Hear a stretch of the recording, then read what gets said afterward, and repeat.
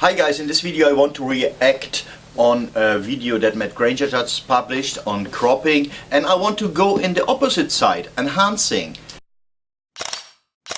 I totally agree with Matt Granger that sometimes you just want your image cropped as you want another format, not the standard 2:3 or 4:6 or whatever.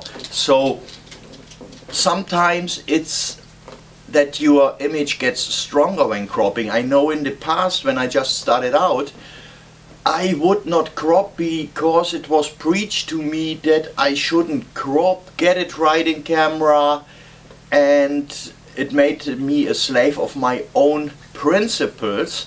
And sometimes I discovered later on in post-processing that the image just gets stronger if you give it a nice crop. And I know people who just shoot wider a little bit so that they can crop later, just to make sure they have everything they need in the frame. And there are many professionals who crop. Look at guys like Doug Gordon. He crops his images in formats that you can't get standard frame for it at Walmart, for example. So every image that he makes has to be custom framed. And yeah, sometimes it's just stronger if you crop it. And if you, for example, are going to do some architectural photographs and you have to straighten them, then you have to crop anyway. Or if you, as Matt Granger said, shoot for magazines or something like that, they will crop your image as well, because there are in the print process so many things where you not aware of probably that makes a crop necessary.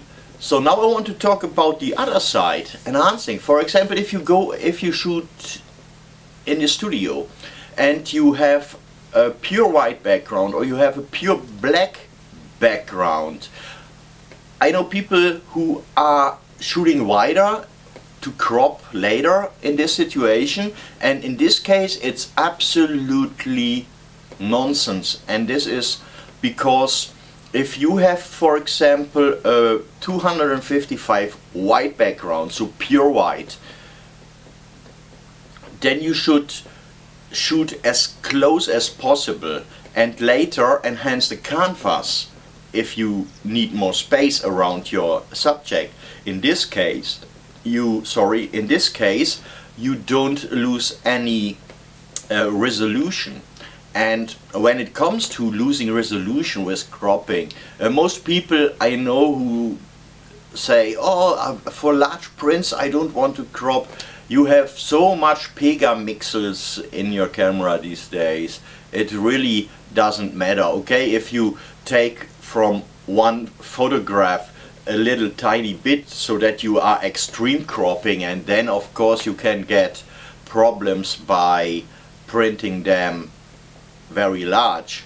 But in most cases this isn't really the case. This is just juggling with specs, and most people I know who talk that way don't even ever have printed a large image where you would